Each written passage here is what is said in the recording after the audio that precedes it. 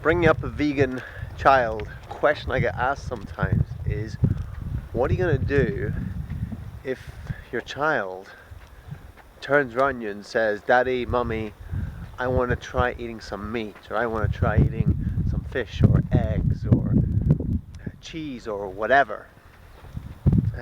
What are you going to do then? Are you going to stop them? Are you going to say they're not allowed or whatever?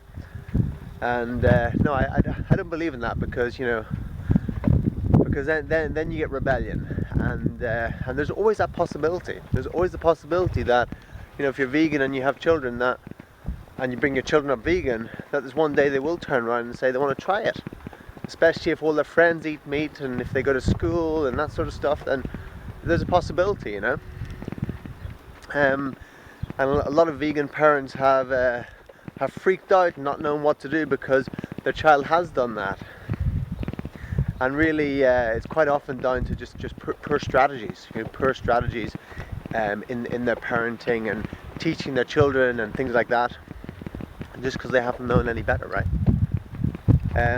So I'm not under any illusion that it will never happen. I wouldn't go, that will never happen, because sometimes when you say something will never happen, that's when it starts to happen, right? Some of the things in life we say, I'd never do that, that will never happen. It happens, right? So I've got a balanced perspective on things, and of course it's a possibility, but it's much less likely than if we were meat eaters. If we were meat eaters, it's much less likely that our child is going to grow up vegan if the parents are meat eaters.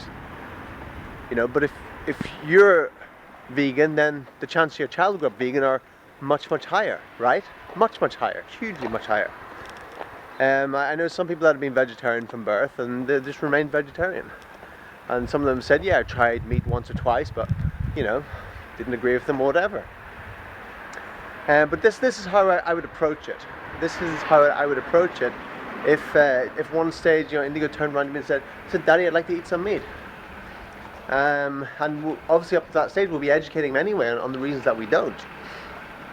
And what I would do is I'd say, okay, and I'd get him to first of all read The World Peace Diet by Will Tufnell. I'd get him to watch the Gary Yourofsky lecture. I'd get him to watch Earthlings.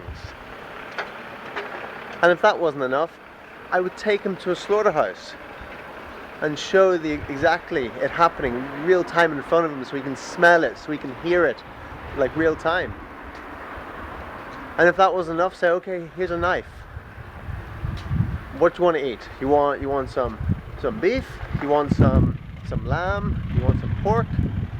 Whatever you want. Okay, let's get one. Let's bring one home. Let's put it in the garden. Let's bring a little piglet home. Let's bring a lamb home. Let's look after it for a while. Okay, there's your knife. Go and get your dinner. That might seem like harsh or something, but that is the reality of it. That is the reality of what happens. And if you want to eat meat, if you want to eat whatever, you've got to be prepared to do that. If you're not prepared to do that, then you're living in. You're not living truth, right? You're living in some sort of denial, and you're just getting someone else to do your dirty work. So I would explain this to him. If he wants to eat it, don't let someone else do your dirty work for you. You must do it yourself. And that's how I'd go about it.